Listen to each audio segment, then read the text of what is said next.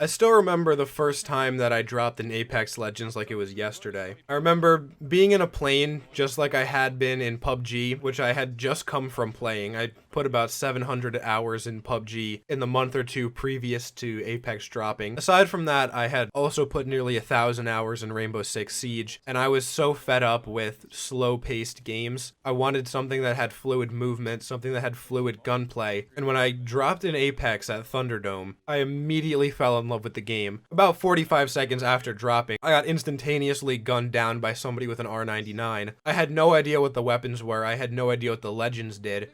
I had no idea that I was even in the Titanfall universe at that time. But what I did know is that this was the movement I was looking for. And since then, I have never played a game that has smoother movement or gunplay that truly impressed me like Apex. Something that also really stuck out to me was how fast the game progressed. There were so fewer people, the map was so much smaller, and everything just happened so fast until Wattson ruined it, but we're going to talk about that in a little bit. I'm first going to give you guys a little bit of history, then we're going to talk about how Caustic and Wattson play similar roles in very different ways, and then I'm going to give my thoughts on how I think Wattson could be improved, if you will. Now, I immediately recognize that a lot of you guys are going to have different opinions on this, and I do really want to keep this conversation going in the comments down below. Please be respectful of other people's opinions, and let's get right into this. So, going back to my storytelling, let's go all the way back to June 1st of 2019, and this was the first big Apex competition. This was the Face It Pro Series. And what you see in the background is from week 1, and these are C9 players. C9 is my favorite esports team. Sorry, guys. C9, if you're listening and you want to recruit me, please, some play. But there's one thing that you're going to notice in this background footage that you will not notice in the footage of anything going forward that I show, because this first championship is the only one in Apex's history where every single team doesn't have a Wattson in every single match of every day that the competition has run. And if I'm going to be completely honest with you guys, this is the one that I go back and watch when I want to watch an Apex competition, just for the simple fact that it's the only one that isn't mind-numbingly boring. And that sounds really negative and really mean, but I'm a huge fan of watching Apex Legends. I watch a lot of content on YouTube and I watch a lot of streamers. I've seen, I believe, every competition for Apex that's been streamed. I literally fell asleep in this most recent one that came up, and I woke up to my Twitter notifications when TSM won. But who can blame me? I mean, it's 20 minutes of people camping in buildings with Wattson fences. But this isn't a rant about hating the competitive scene of Apex, because I actually really do like it quite a bit. I love the personalities in it, and that's not what this video is about. This video is about how Wattson has impacted the game. So you probably noticed on July 2nd, which is when Season 2 dropped, that the game became progressively slower paced, especially on Kings Canyon. Now, for the first couple weeks, it was disastrous. Everybody and their mother was playing Wattson, fencing up every house in the entire frontier, and it was impossible to go anywhere or do anything. And then the hyper on Wattson kind of died, and people really stopped playing her in pubs. In Platinum and above in Ranked, she's always been a pretty high pick, but below that, people don't really play her, and in pubs, people also don't really play her. So I'm mostly making this video from the perspective of a more competitive player, because after her introduction to the game, I feel like higher skilled matches became a lot slower paced.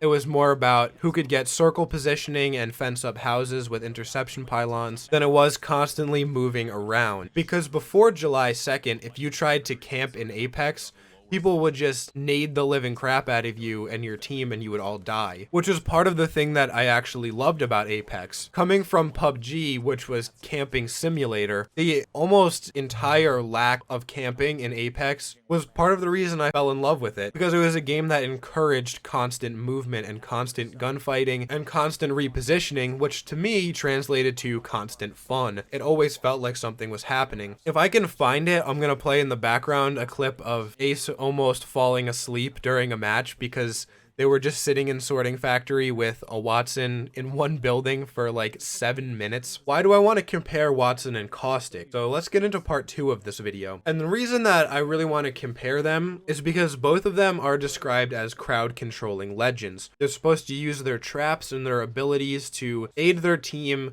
by forcing enemies to go into certain areas. But the reason that you see Wattson picked so much is not just because of her interception pylon, because of the length of time that her traps stay. If you're a Caustic, you can, in theory, trap up 6 doors. However, the second somebody comes into contact with that trap, the timer starts before that person can get in the doorway because your gas trap goes away. Whereas with Wattson, there are plenty of examples of doors that you literally can't shoot the Wattson fence if you're on the outside. Take, for example, the research labs in Geyser, or certain doorways in Sorting Factory. And I'm only using those examples because I'm familiar with them. There are so many on Kings Canyon, which is really Wattson's playground, honestly. She gets 12 fences, which in theory you'd think evens out with Caustic's 6 traps because you need 2 fence posts to make 1 fence. But in reality, you can stretch those fences out so far. Not only that, you can double up in buildings, and you can make virtually impenetrable spiderweb fence defenses, which could keep even the best team of Apex players out, aided in the fact that her interception pylon stops grenades. So while Caustic may have a slight edge with his traps in that they block the vision of opponents, that's really where it ends, because both of their traps slow the enemy.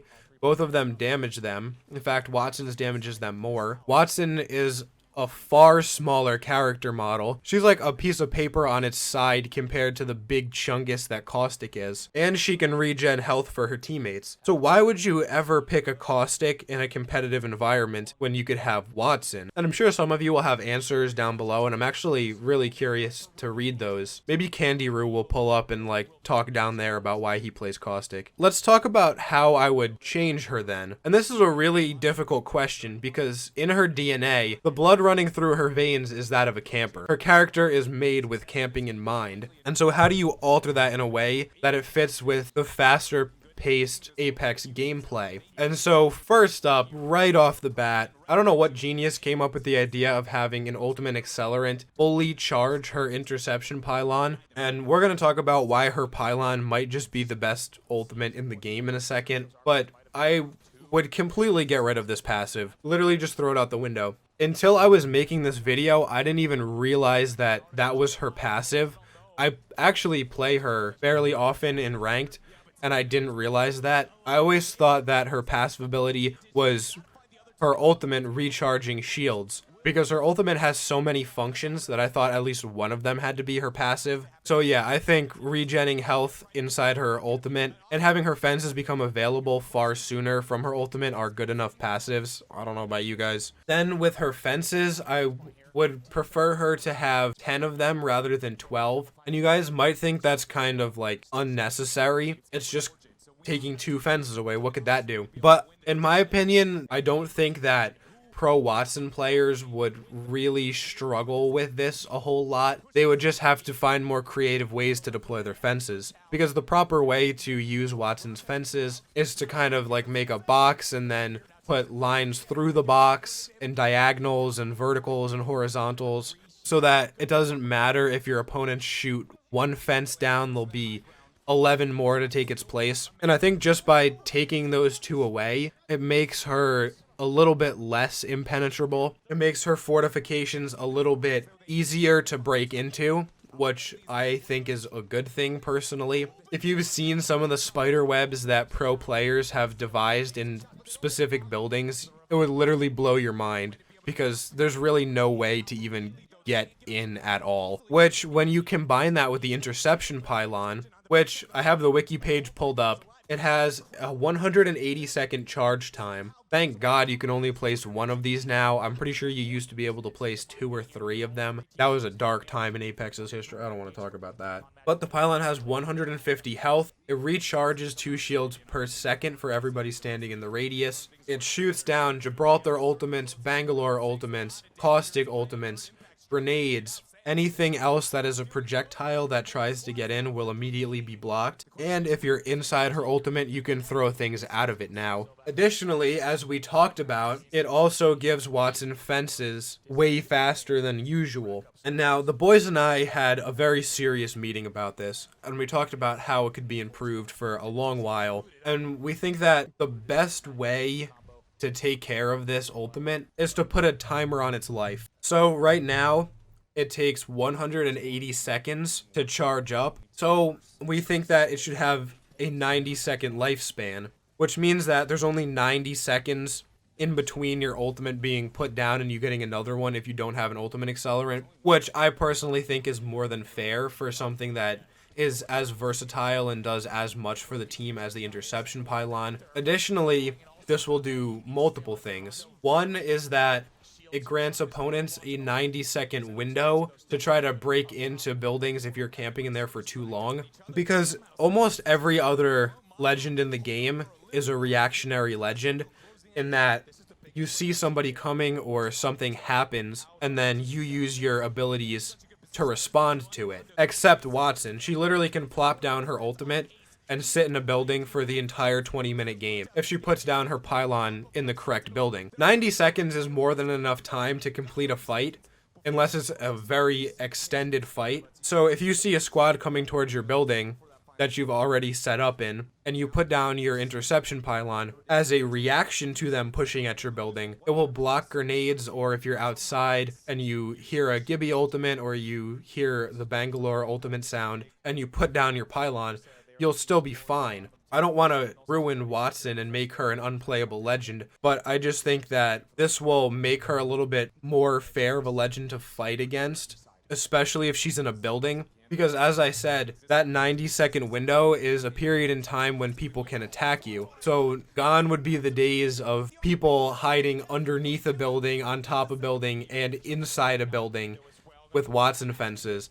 And this is a reference to a TSM video from one of the championships that they played in. I'll see if I can find that clip and have it playing in the background for you guys. But they're set up underneath the building in drill site.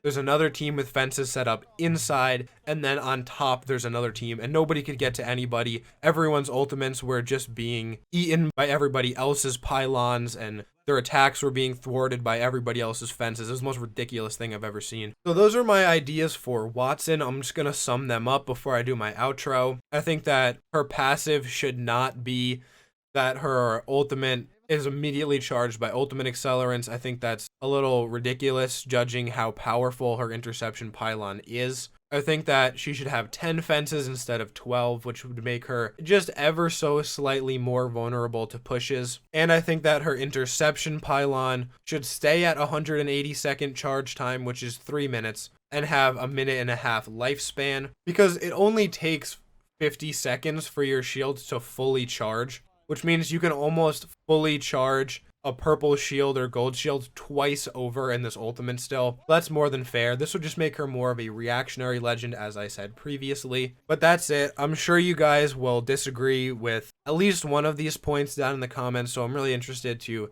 talk to you guys and keep this conversation going down there. But this video is very long, so if you stayed to the end, thank you so much. Namaste.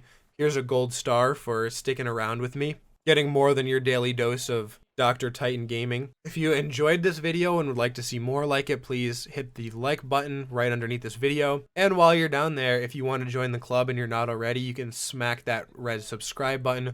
We'd love to have you in the community. But that's it for me for today, guys, so I'll see you again tomorrow. But until then, take it easy.